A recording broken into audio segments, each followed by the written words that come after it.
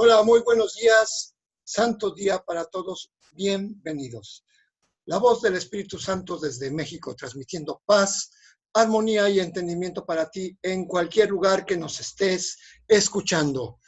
Hackeando tu mente con un curso de milagros. Muy buenos días, Leti. Muy buenos días a todos. Pues ayer cerramos otro ciclo más en la segunda parte del curso de milagros en el libro de ejercicio, porque llegamos a la lección 260 y con la que también cerramos el ciclo de ¿qué es el pecado? Con que recuerde que Dios me creó. Y la verdad es que nos hace conscientes de que no somos un cuerpo, porque dice que en cuanto que pensamiento tuyo, no he abandonado mi fuente y sigo siendo parte de aquel que me creó. O sea, no somos cuerpos, no somos humanos sobre un planeta, sino somos pensamientos de Dios que están dentro de la fuente que los pensó. Es una imagen muy bonita, ¿no? Porque ser pensamientos, o sea, es una cosa completamente distinta a lo que nosotros hemos pensado ser. O sea, ser un pensamiento no tiene forma, un pensamiento no tiene límites. Un pensamiento en la mente de Dios siempre está a salvo porque está precisamente dentro de la mente de Dios. Y Dios tampoco es un cuerpo, Dios es mente, es espíritu. Por eso a veces el curso nos cuesta trabajo entenderlo porque hay que llegar a esta conclusión que somos un pensamiento. Entonces dices, pues si soy un pensamiento, y me percibo a mí mismo a través de pensamientos, entonces, pues este cuerpo, este vallado, pues es una ilusión, ¿no? Y escuchamos el eco. Es que estaba un micrófono conectado, entonces viene la retroalimentación y me escuché a mí mismo decir que somos un vallado y que parece que estamos atrapados en un cuerpo. Y entonces esta idea de que recuerde que Dios me creó es una invitación a encontrar ese pensamiento real de lo que somos en nuestra mente. ¿Quieres comentar algo? Pues nada más que, bueno, ya estos ejercicios que acabamos de pasar, sobre todo los últimos 5, se refieren a eso. Exactamente. Ya nos lo dijo de varias maneras, y entonces, bueno, pues yo creo que con esto ya estamos más que entendidos que no somos un cuerpo y que somos el pensamiento de Dios, ¿no? Exactamente. Y entonces, por eso dice que al final de la lección dice, ahora recordamos nuestra fuente y en ella encontramos por fin nuestra verdadera identidad. Somos en verdad santos porque nuestra fuente no conoce el pecado. Y nosotros que somos sus hijos, somos semejantes los unos a los otros y semejantes a Él. O sea, esa es la perspectiva de la visión de Cristo, en la que te das cuenta que al ser hijo de Dios no puedes tener, ahora sí que no puedes tener fallas. No fuiste creado dentro de una matrix que tiene fallas, que se descompone, que se enferma, que comete errores. Eso es parte de la ilusión. Todas estas últimas 5 lecciones nos recordaron, nos ayuda a entender que no pertenecemos a este mundo, que nuestro verdadero hogar está en lo que no tiene límites. Y precisamente ver esto en los demás nos hace semejantes a Dios. No porque el hecho de que lo veamos nos vuelve semejantes, sino que siempre hemos sido semejantes a nuestro Padre, pero que nosotros, a través de la decisión de fabricar este mundo y de creer en la separación, nos ha impedido observar. Bueno, pues es nada más decirnos, si ya aceptamos quiénes somos, dónde estamos, pues debemos de ver de esa misma manera a los demás. Somos semejantes a nuestro Creador. Exactamente. Bueno, pues este fue nada más el comentario de la lección del día de ayer. Hoy, aparte que iniciemos una nueva sección en el en el libro de texto, también empezamos con otra sección en el libro de ejercicios. Seguimos, por lo tanto, en el capítulo 4, las ilusiones del ego, y pasamos a la sección séptima, creación y comunicación. Nos vamos con el párrafo número 1. Está claro que, si bien el contenido de cualquier ilusión particular del ego es irrelevante, su corrección es más útil dentro de un contexto específico. Las ilusiones del ego son muy concretas, aunque la mente es naturalmente abstracta. Parte de la mente, no obstante, se vuelve concreta al dividirse. La parte concreta cree en el ego porque el ego depende de lo concreto. El ego es aquella parte de la mente que cree que lo que define tu existencia es la separación. ¿Le sigo? Sí. Lo único que el ego percibe es un todo separado, desprovisto de las relaciones que presupone el estado de ser. El ego, por lo tanto, está en contra de la comunicación, excepto cuando se utiliza para establecer separación en vez de para abolirla. El sistema de comunicación del ego se basa en su propósito, en su propio sistema de pensamiento, al igual que todo lo demás que él impone. Su comunicación está controlada por la necesidad que tiene de protegerse, e interrumpirá la comunicación siempre que se sienta amenazado. Esta interrupción es la reacción hacia una o varias personas determinadas. El carácter específico de la manera de pensar del ego da lugar entonces a generalizaciones falsas que no son realmente abstractas en absoluto. El ego simplemente responde de ciertas formas específicas a todo lo que percibe como relacionado. Bueno, pues vamos, aquí nosotros elegimos poner 2 párrafos porque el primero se explica con el segundo. Dice que está claro que si bien el contenido de cualquier ilusión particular del ego es irrelevante, su corrección es más útil dentro de un contexto específico. De hecho, está diciendo, todo el contenido de las ilusiones del ego son irrelevantes. Todas, todas, todas. Pero todas van a requerir una corrección. Pero solamente la podemos hacer cuando estamos viendo un contexto en específico.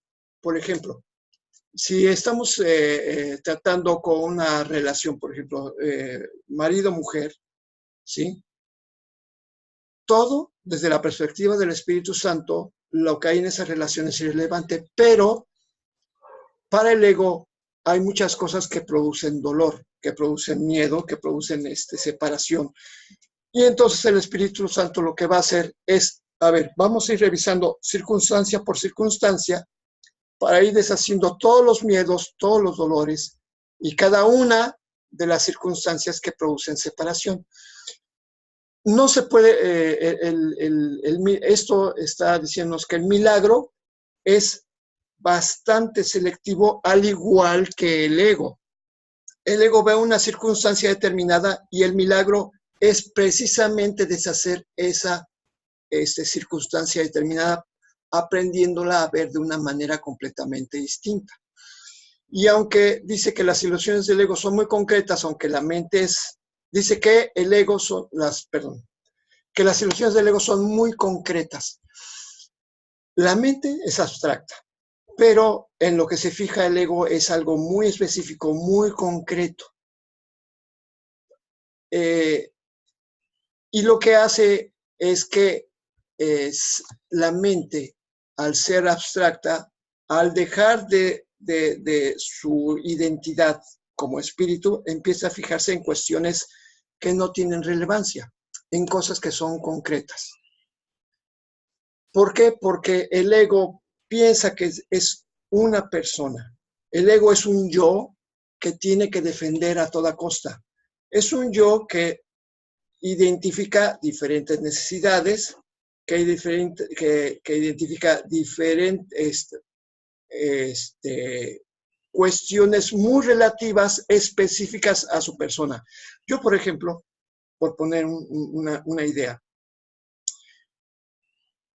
pienso que si no me dedicara a la música, estaría yo en un estado de alerta y de tensión máxima, porque creo, yo me he identificado demasiado con la cuestión de la música. Entonces, al identificarme con la música, el Espíritu Santo lo que va a hacer es decirme, mira, no eres músico, tú eres el Hijo de Dios. Y como Hijo de Dios no te puede faltar absolutamente nada. Entonces, cuando yo estoy aferrado, es que si yo me quedo sin trabajo como músico, entonces no voy a poder seguir adelante en este mundo. Y precisamente lo que hace el Espíritu Santo es disolver esa idea que yo, Carlos Uribe, tengo como músico. Y entonces me presenta diferentes opciones diciendo, es que sabes que tú no eres un cuerpo, tú no requieres nada más que la verdad y empezar a aceptar que si tú te quedaras en un momento dado sin trabajo como músico, Dios no te iba a dejar desamparado y te ibas a poder encontrar algo mucho mejor que te iba a brindar más paz, más tranquilidad y que dejarías de sentirte vulnerable en el momento en que tú aceptaras la verdad. Entonces el ego se revela ante esta idea, porque yo mismo lo he visto, no, es que yo tengo que ser músico. Y entonces, pero me empiezo a dar cuenta en esta discusión mental, es que el ego está de parte de que yo siempre tengo que defender mi posición como músico y olvidarme de que si no me dedicara a eso, realmente no ocurriría absolutamente nada, ni estaría yo en peligro, ni estaría yo en carencia, porque el ego es aquella parte de la mente que cree que lo que define mi existencia es la separación. Entonces, cuando llegamos a esta conclusión, empezamos a darnos cuenta de que el ego, contrariamente a lo que se piensa que es muy difícil de curar, simplemente es muy fácil de darnos cuenta de que su manera de actuar es sumamente definida y nosotros podríamos utilizar este conocimiento que el Espíritu Santo nos da, de que como el ego utiliza ideas generalizadas sobre cualquier cosa, nosotros podemos darnos cuenta de que simplemente cuestionando esa idea generalizada es como llegamos a una conclusión muy particular, que todo lo que el ego piensa es una ilusión. Como el ego percibe todo separado, pues precisamente es esto, y nos lo dice que en una parte que dice el carácter específico de la manera de pensar del ego da lugar entonces a generalizaciones falsas que no son realmente abstractas en absoluto. ¿Quieres decir algo? Mira, bueno, en el principio del párrafo dice, está claro que si bien el contenido de cualquier ilusión particular del ego es irrelevante, su corrección es más útil dentro de un contexto. Nosotros podemos, y ya lo hemos definido, que cualquier cosa que es contraria al amor, pues es el miedo, ¿no? Sí. Y en este mundo vivimos en el miedo, pero ese es algo muy general. Tú cuando le preguntas a alguien, cuando te habla por teléfono a hacerte una consulta y te dices que tengo miedo y no sé de qué, no, es que hay que especificar ese miedo. Exacto. Porque eso es una situación muy general. Sí está la información dentro de ti, pero estás bloqueando todo, ¿no? O sea, estoy así en shock. Entonces, por eso dice que hay que hacer una corrección dentro de un contexto específico, porque miedo es una forma generalizada, pero específicamente a qué tienes miedo y para qué tienes miedo, ¿no? Entonces empiezas a tener un contexto específico.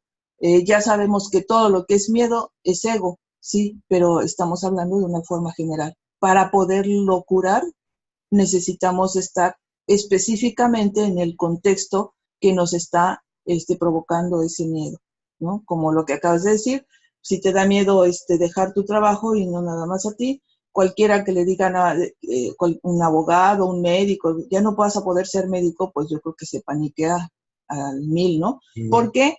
Pues porque ha vivido para hacer eso, ha vivido para ser un médico, para ser un abogado, para ser X, un contador, lo que sea. Entonces, no se concibe uno mismo sin esa profesión o esa actividad que se eligió desde el principio, ¿no? Porque, ¿y ahora qué voy a hacer? ¿sí? Y tú lo has sentido de esa manera, ¿no? Si sí. no soy músico, entonces, ¿qué voy a hacer, no? Aunque ya has probado alguna otra cosa, pero siempre es ese temor de que eso es lo único que sé hacer o lo que sé hacer mejor. Entonces, ¿qué estamos haciendo? Pues nada más creyendo que nuestras fuerzas físicas son las que nos proveen de todo y no estamos ocupando la fortaleza de Dios. Exactamente. Entonces, nuestras fuerzas físicas, pues obviamente son limitadas, no pueden alcanzar del todo, y entonces ahí está esa parte que se vuelve sumamente concreta para las personas que tienen este miedo de perder o de dejar de ser lo que han sido hasta ahora. Sí, es muy concreto, sí, porque si no eres ya más músico, entonces, ¿de qué vas a comer, no? Pues de ahí empezamos a la existencia del cuerpo, básicamente del cuerpo. Entonces, ¿qué voy a comer? Entonces, ¿dónde voy a vivir? Entonces, o sea, se preocupa uno por toda la existencia del cuerpo. Y pues ese es el objetivo del ego, ¿no? Que te preocupes por su existencia, que no lo dejes morir. Entonces, por eso te orilla a tener esos pensamientos. Si nos vamos del otro lado, bueno, pues entonces yo creo que la fortaleza de Dios me permite hacer todo lo que se me venga a mi presente, y si hoy me dicen, pues ahora vas a hacer tal cosa, a ver, pues lo voy a intentar y lo hago, ¿no? Sí, porque siempre surge alguien que se acerca y te dice, ¿por qué no haces esto? Si te sale muy bien, ¿no? Siempre las personas que están por fuera pueden ver eso que nosotros no vemos o no queremos ver. Entonces siempre hay una solución, pero el ego es el que te dice, no, si no te dedicas a lo que siempre has sido, vas a morir. Y no queremos morir. ¿Por qué? Porque el ego no quiere ser, cambiar de idea. No quiere cambiar de idea y no quiere ser destruido, ¿no? O sea, claro. Para él el cuerpo es lo que lo mantiene, ¿sí? Si no hay cuerpo, pues entonces, ¿de dónde? ¿Sí? Entonces tiene que haber un cuerpo para que el ego persista. Si no, no hay. Entonces, las consejas del ego siempre nos van a llevar a cuidar, aunque sea contradictorio, porque a veces uno mismo ataca su propio cuerpo, ¿no? Pero en general, lo que quiere el ego es que persistas en ese cuerpo, que estés encerrado en ese cuerpo y que te preocupes por ese cuerpo, ¿no? Exactamente, y no escuchamos la otra opción, porque finalmente acabas de decir algo muy importante. Tenemos que definir exactamente el miedo. El miedo, decir, a ver, este es el miedo que tengo. Mucha gente nunca agarra los miedos en particular, sino simplemente dice, tengo miedo, sí, pero es muy difuso. Y no sabes de qué. No sabe realmente de qué tienen miedo. Por eso cuando me llaman, a ver, ¿de qué tienes miedo? Les ayuda a que hay saquen. Que estarlos cuestionando para que puedan identificar qué es lo que en ese momento les está provocando miedo. Exactamente. Entonces, cuando defines con claridad qué es lo que te produce miedo, generalmente esta definición te dice, oye, pero ¿cómo es que tengo miedo de algo tan absurdo? Empieza a ser absurdo, ¿sí? O sea, el ego lo que trata es de que, pues, es miedo, no es coraje, no es, o sea, es miedo. Y el miedo no lo puedes definir. O sea, esas son las consejas del ego. Y entonces cuando tú cuestionas a la persona que te habla y empiezas a ayudarla a que encuentre, ay, pues qué tonto tener miedo por eso, ¿no? O sea, es tan irracional, pero así es como el ego nos orilla a tener esos pensamientos, ¿no? Precisamente, por eso dice que el carácter específico de la manera de pensar del ego da lugar entonces a generalizaciones falsas que no son realmente abstractas en absoluto. Pero, ¿por qué? Porque lo abstracto es como algo que no se puede definir. El ego sí esconde el miedo, lo esconde en generalizaciones falsas. O sea, te hace ver más allá de lo que realmente es. O sea, te hace ver el objeto y te hace ver toda la sombra que proyecta alrededor. Pero cuando tú quitas las sombras y nada más te identificas exactamente la idea que te produce miedo y la cuestionas, en ese momento desaparece. Es que es tan... Por eso te metes exactamente en el contexto donde está creada, para poderla deshacer. Por eso el ego está en contra de la comunicación, porque a veces cuando tú comunicas tus miedos, es cuando tú estás recurriendo a la voz del espíritu. ¿Por qué? Porque siempre cuando compartes, dice el curso, es muy claro en eso, cuando compartes miedo no compartes nada. Porque cada persona tiene miedos específicos, miedos generalizados específicos, pero cuando se los enseña a otra persona, esa persona, pues como no tiene nada que ver con esos miedos, dice, oye, estás mal, porque tú puedes hacer esto otro, puedes hacer aquello, puedes hacer esto otro más. Y entonces, en este caso que estamos hablando de una profesión, cuando uno deja de hacer lo que siempre ha hecho toda su vida, cuando se abre de capa, como decimos, ¿no? Con otra persona y le dice cuál es su miedo, el otro automáticamente se da cuenta, no, pues oye, es que no tienes ninguna razón de sentir miedo. O sea, la forma en que el ego, en este caso específico, te infunde el miedo, es eso que dices, no, o sea, no vas a poder hacer ya nada, ¿no? Sin embargo, también te puede decir, no, es que imagínate si te tuvieras que dedicar a otra cosa, porque te pueden decir, mira, es que tú puedes hacer esto, ¿no? Inclusive tienes la duda de que sí podrías hacer otra cosa, pero tienes miedo de dejarlo, ¿no? Uh-huh. Entonces es algo muy, muy arraigado en ese sentido, y por eso hay que hacerse ese cuestionamiento del para qué, para poder llegar al meollo, ¿no? Al fondo de todo eso. Sí, porque siempre es una maniobra dilatoria, ¿no? Sí, uh-huh. Y lo que dice que controla la comunicación. Sí, entre menos digas, pues más te sumes en tu depresión y en tu angustia y en lo que tengas, ¿no? Por eso no permite que comuniques, por eso corta la comunicación, pero cuando se trata de imponerte, entonces te da permiso de que digas todo lo que digas, todo lo malo que crees que está pasando, y que discutas y que defiendas tu posición. Entonces, controla la comunicación cuando el ego sabe que si te sumes en una depresión estás acabado. El del otro lado, cuando te defiendes también estás acabado, porque finalmente en una discusión, ahora sí que pierdes cuando empiezas a discutir de una manera así constante, ¿no? Es que efectivamente nosotros hemos pasado, bueno, en el pasado pasamos por muchas de esas circunstancias en las que yo defendía mis miedos a capa y espada, ¿verdad? Sí. O sea, que, oye, no, pero ¿cómo es posible? Es que no es cierto lo que tú dices. Yo mismo, ahorita que estás diciendo, y como dice aquí, excepto cuando se utiliza para establecer separación en vez de abolirla, el ego siempre se defiende, no, estás mal.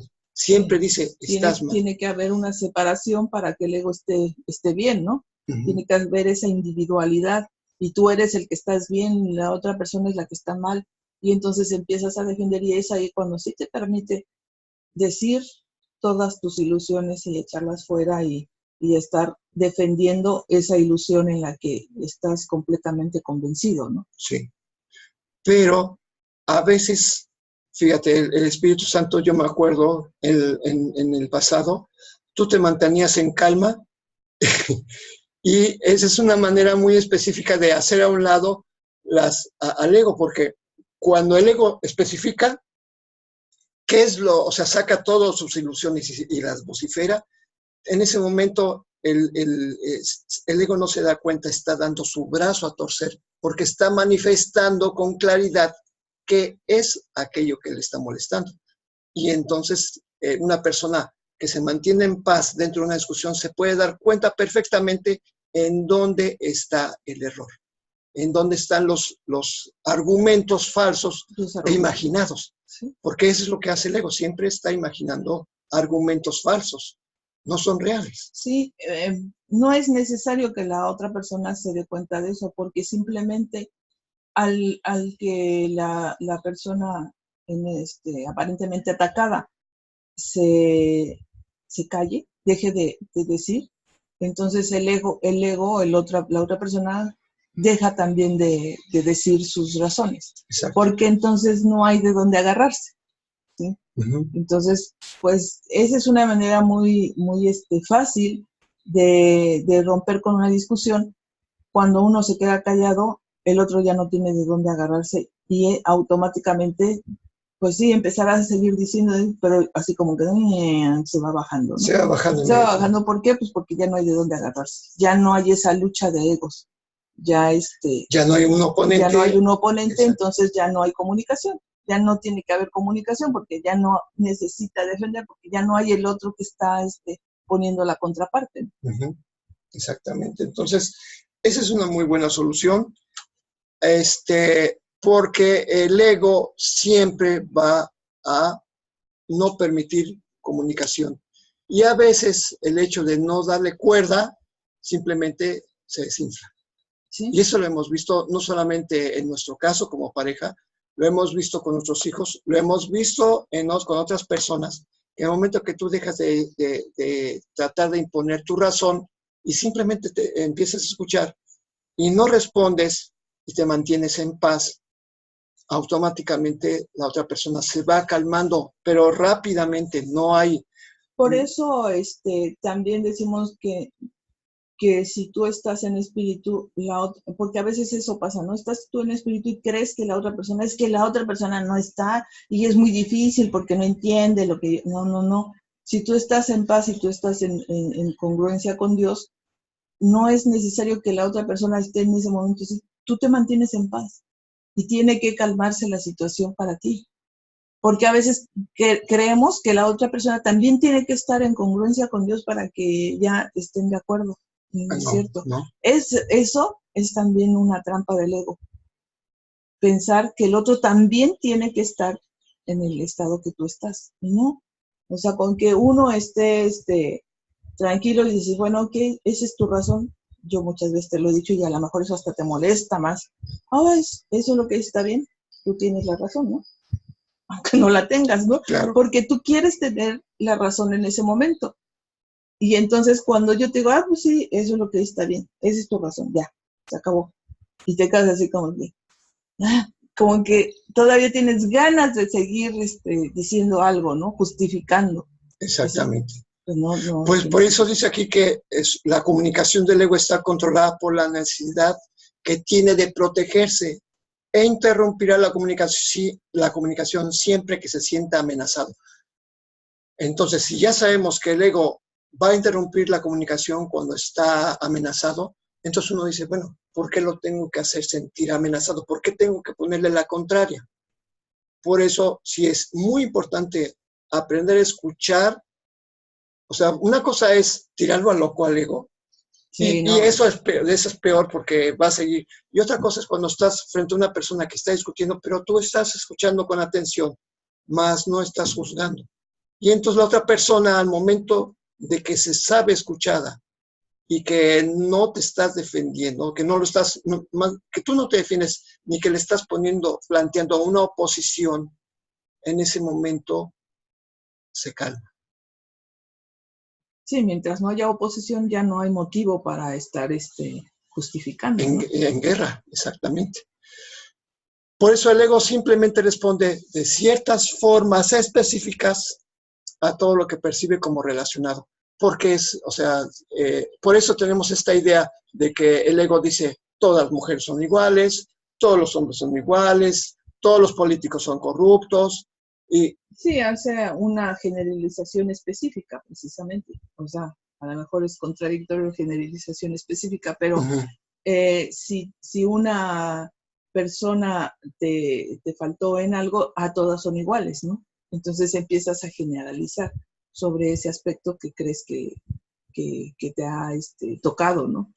Por eso a veces personas que físicamente se parecen a alguien que en nuestra vida fue reflejo de violencia, reaccionamos porque se parece o porque habla de manera similar o se comporta de manera similar. El ego inmediatamente reacciona porque lo relaciona. Y entonces, y es lo mismo que pasa con los trabajos. Un ejemplo, que si tú tuviste un empleo donde viste que ocurrió una serie de despidos, y sentiste miedo que te iban a despedir y te despidieron, cuando estás en otro trabajo y empiezas a ver algo similar, inmediatamente empiezas a actuar de la misma manera y jamás te cuestionas, como diciendo, bueno, es que esto no tiene por qué ser exactamente igual, porque al momento de que empiezas a defenderte, ocurre lo que tú no quieres. Entonces, eso es lo que iba a comentar también con el ejemplo que dijiste anteriormente de tu trabajo, que defiendes tu trabajo. Precisamente el tener miedo a quedarte sin trabajo puede provocar que realmente te quedes sin trabajo. exactamente. O sea, tienes un miedo constante de que puedes dejar de ser músico y puedes ahora sí que fabricar esa realidad o esa ilusión más bien en tu vida. La puedes hacer realidad y entonces también experimentarla y después, ya que se manifestó, ahora corregirla. ¿Cuándo la puedes corregir? Antes de que se manifieste. Cuando te empiezas a sentir inquieto. Sí. Cuando sientes... Si la puedes corregir antes para que dejar que se manifieste y entonces te encuentres más tenso, más más, ¿cómo se dice? Con más miedo. Con más miedo. Porque la situación ya es, ¿sí? Entonces, ahí es cuando tenemos más conflicto, cuando la situación ya es. Y si se puede corregir antes, cuando empezamos a tener esos pensamientos, pues ahí es cuando se tienen que disolver para no manifestarlo. Exactamente. Pero a la vez, si tú tienes ese miedo, también tienes que pensar que bien podrías desenvolverte en otra cosa y abordar otra cosa, pero sin miedo. Simplemente por eso, pero esa es la manera en que lo disuelves. Esa es la manera en que vas a disolver tu miedo. Esa es la manera en que ya no lo vas a proyectar, ¿sí? No lo vas a proyectar porque ya no vas a tener miedo. Exacto. Entonces, esa es la manera en que tienes que hacer para poder, pues, a lo mejor dedicarte a otra cosa, siguiendo el ejemplo, dedicarte a otra cosa sin miedo y con la certeza de que todo lo puedes hacer. Exactamente. Oye, ¿cuánto trabajo del miedo? Porque realmente sí, cuando empiezas a ver el mundo con más calma, con claridad, resulta que todos tus actos son miedo. Todo lo que haces realmente es miedo, ¿no? Entonces dices, oye, hay mucho que corregir en nuestras mentes. No, cuando tú haces un acto libremente sin miedo, ¿no? O sea, también hay actos que se hacen de esa manera, ¿no? No, sí, nada más que yo, por ejemplo, así de repente digo, oye, sí es cierto, es que yo tengo un montón de pensamientos, o sea, es que yo lo tengo que aceptar. O sea, quiero aceptar la expiación para mí mismo, ¿no? ¿Por qué? Porque yo mismo me doy cuenta, oye, ¿cuántas proyecciones equivocadas tengo porque no he cuestionado al ego? ¿Sí? Entonces, esa es mi tarea de ahora, ¿no? Sí, bueno, digo, habrá quienes, hace unos días, una chica me decía, es que fíjate qué conflicto, no quiere ella ahorita en este momento tener hijos, pero su familia la presiona en que pues ya, ¿no? Ya es momento. Bueno, entonces desarrolla miomas. Y entonces, o sea, y me preguntan, ¿no? Pero ahora, ¿qué hago, no? Pues acepta libremente que no quieres tener hijos. O sea, eso no tiene nada de malo, no querer tener hijos. No importa lo que diga tu familia, ¿sí? Dice, es que es una contradicción porque primero me decían que no fuera a embarazarme. Y ahora que ya, y digo, sí, al principio cuando te dijeron que no querían que te embarazaras es porque apenas te estabas formando profesionalmente. Y ahora ellos consideran que ya tienes un estatus profesional y que ahora sí puedes hacerlo. Entonces, quieres seguir las normas que te están imponiendo. O sea, no, si tú aceptas libremente que no quieres tener un hijo, no tienes por qué tener miomas, porque tú estás bloqueando a fuerzas esa situación de no tener hijos. Bueno, sí, porque es el pensamiento de contradicción interna. Acepta libremente que no quieres tener un hijo y no va a pasar nada, ¿no? No tienes por qué sentir culpa ni nada. Entonces, ese acto es un acto libre, sin miedo, porque dices, todos los actos que hacemos o que cometemos son a partir del miedo, ¿no? De hecho, tú vas a corregir ese miedo con otro acto, por decirlo así, ¿sí? Porque se trata de que tus actos ya no te produzcan miedo. Es que es su propia interpretación contra ti, ¿no? Ella quiere obedecer a los padres, pero su ser interno es que yo no quiero tener hijos. Entonces, en ese conflicto, ¿qué resulta? Pues, por naturaleza vienen los miomas. Entonces, efectivamente, la respuesta que le diste es acertadísima, porque dice, acepta libremente que no quieres tener hijos. Y cuando veas a tu mamá, espérate, mamá, es que, ¿sabes qué? Yo no quiero tener hijos. Oye, es que mira que, disculpa, pero yo no quiero tener hijos. Y entonces cuando lo aceptas de esta manera, te hace muy fácil. Adelante, Guis. Sí, fíjate que ese ejemplo que estás dando a mí me ha impactado mucho porque mi hijo, no sé si recuerdan, hace como año y medio que le dio cáncer en un testículo. Y ahorita él tiene 32 años, pero él como desde los 20 está así súper claro, no quiero tener hijos. Y ha ido como 2 veces al seguro, incluso a que lo operen, que le hagan la vasectomía y pues no le hacen caso, porque le dicen que está muy joven y que todavía ni se casa, que cómo anda pensando eso. Entonces, a mí fue algo que digo, tiene él eso tan arraigado que yo lo relacioné justo con lo que estás diciendo. ¿A qué grado? O sea, nos es muy usual escucharlo en la parte de mujeres, con los miomas, pero yo lo viví con la parte de mi hijo siendo varón. Es lo mismo, Sí, porque es exactamente lo mismo. El no querer tener hijos en la mujer son miomas que finalmente se pasan a ser un cáncer, ¿no?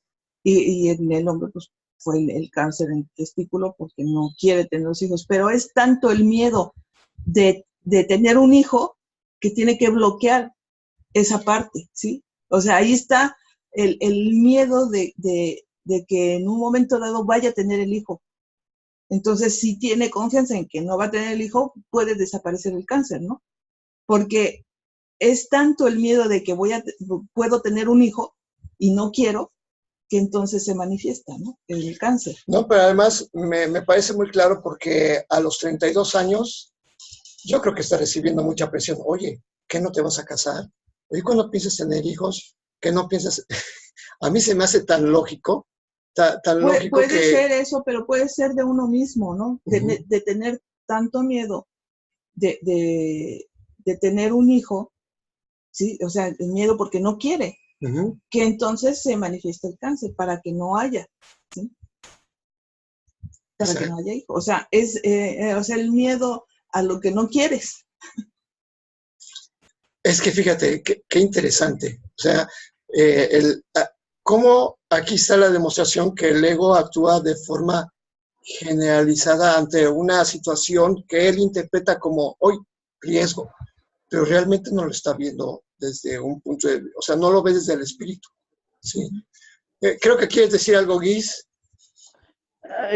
No, nomás que vi que se me apretó el micrófono. No, pero okay. Bueno, aprovechando, o sea, a mí se me hizo así como una lección muy, muy, muy fuerte porque le dije, oye, pues aguas con lo que piensas. y como él está en el modo de que llamas tú y tus cosas, pero yo sí alcancé a verlo muy, muy claro. Y la otra parte fue sanarme y yo la parte de la sensación que me llegó de que dije, sí, o sea, tanto la regamos en la crianza o algo que trae esa certeza de que no quiero traer uno más, ¿para qué? ¿Verdad? Entonces, conmigo fue trabajar la parte de que hice yo, que en lugar de decir, ay, sí, yo quiero una familia, quiero esto, o sea, él está yo, 0 matrimonio, 0 hijos, 0 nada. Entonces empieza uno, mi parte fue trabajar con la parte de culpa. Y que ahora lo veo y digo, ¿ya qué? O sea, no puedo regresar el tiempo, lo que me toca es mejorar la calidad de relación de aquí para adelante y soltar esa parte, ¿verdad? O sea, no hay culpables, al final de cuentas, pues todo lo que se hizo pensando que era lo mejor en ese momento. Pues fíjate que dijiste algo muy interesante que nos da paso para leer el nuevo concepto del día de hoy. Dice de que trabajamos de una manera, pensamos de una manera de mente y ciertamente que lo hacemos así. Así que nos vamos con la lectura del nuevo tema que vamos a estar analizando durante 10 días, que se llama ¿Qué es el cuerpo? Adelante. El cuerpo es una cerca que el Hijo de Dios se imagina haber erigido para separar partes de su ser de otras partes. Cree vivir dentro de esta cerca para morir a medida que se deteriora y se desmorona, pues cree estar a salvo del amor dentro de ella. Al identificarse con lo que considera su seguridad, cree ser lo que ésta es. ¿De qué otro modo, si no, podría estar seguro de que permanece dentro del cuerpo y que mantiene el amor fuera? El cuerpo no perdurará, sin embargo, para él solo supone una doble seguridad, pues la temporabilidad del Hijo de Dios es la prueba de que sus cercas funcionan y de que están llevando a cabo la tarea de que su mente les asignó. Pues si su unidad aún permaneciese intacta, ¿quién podría atacar y quién podría ser atacado? ¿Quién podría ser vencedor? ¿Quién la presa? ¿Quién podría ser la víctima? ¿Quién el asesino? Y si él no muriese, ¿qué prueba habría de que el eterno Hijo de Dios puede ser destruido? El cuerpo es un sueño, al igual que otros sueños. A veces parece reflejar felicidad, pero puede súbitamente revertir al miedo, la cuna de todos los sueños, pues solo el amor puede crear la verdad, y la verdad jamás puede temer. Hecho para ser temeroso, el cuerpo no puede sino cumplir el propósito que le fue asignado. Mas podemos cambiar el propósito que al cuerpo obedece si cambiamos de parecer con respecto a su finalidad. El cuerpo es el medio a través del cual el Hijo de Dios recobra la cordura. Aunque el cuerpo fue concebido para condenarlo al infierno para siempre, el objetivo del cielo ha sustituido a la búsqueda del infierno. El Hijo de Dios busca la mano de su hermano para ayudarlo a marchar por la misma senda que él. Ahora el cuerpo es santo. Ahora su propósito es sanar la mente que fue concebida para dar muerte. Te identificarás con lo que pienses que te ha de dar seguridad, sea lo que sea. Creerás que ello es lo que tú eres. Tu seguridad reside en la verdad, no en las mentiras. El amor es tu seguridad. El miedo no existe. Identifícate con el amor y estarás a salvo. Identifícate con el amor y estarás en tu morada. Identifícate con el amor y hallarás tu ser. Me acuerdo mucho de esa lección que dice que el miedo es el que es un extraño aquí, ¿no? Entonces, efectivamente lo que tenemos que hacer es repasar nosotros por nuestra cuenta esto de lo que habla, porque siempre nos dice lo que piensa el ego, qué hizo el ego de esto, por ejemplo, el cuerpo, y lo que el Espíritu Santo va a hacer, y la reinterpretación de la manera en que ahora vamos a ver el cuerpo. Bueno, pues con esta introducción nos vamos a la lección 261. Dios es mi refugio y seguridad. Me identificaré con lo que creo es mi refugio y mi seguridad. Me veré a mí mismo allí donde percibo mi fuerza y pensaré que vivo dentro de la ciudadela en la que estoy a salvo y en la que no puedo ser atacado.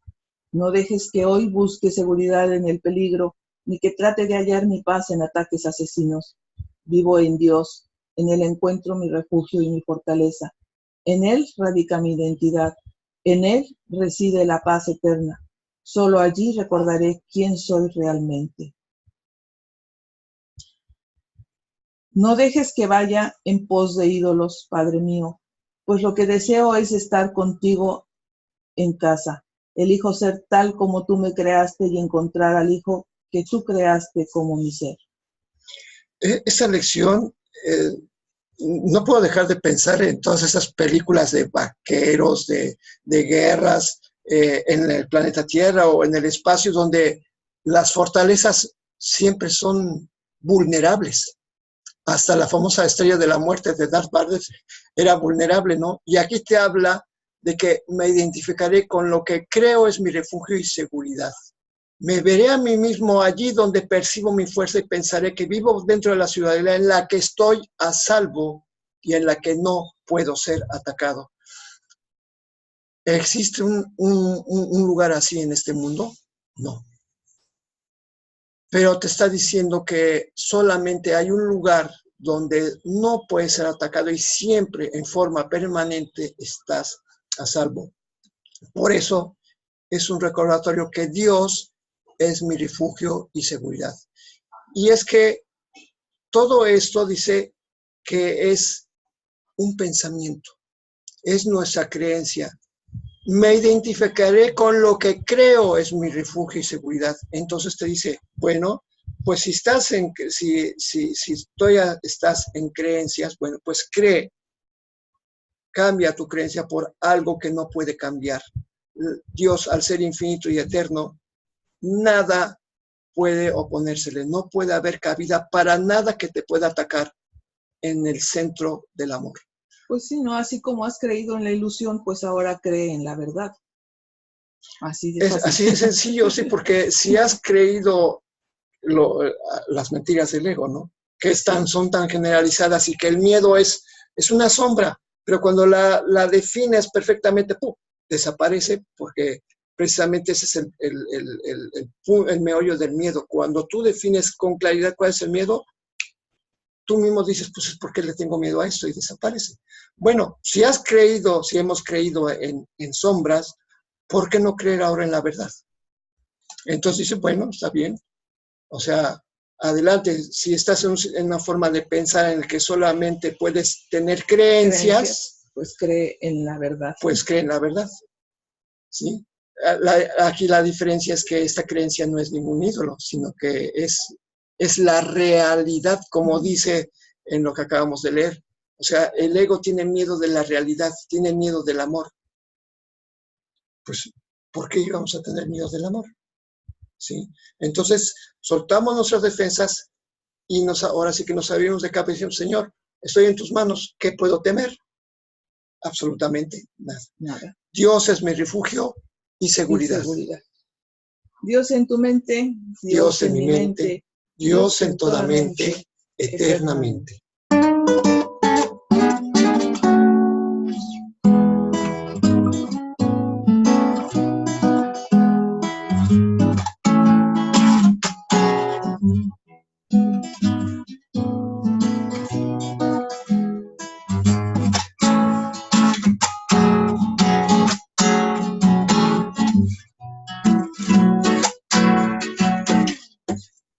Hasta mañana, santos hijos de Dios.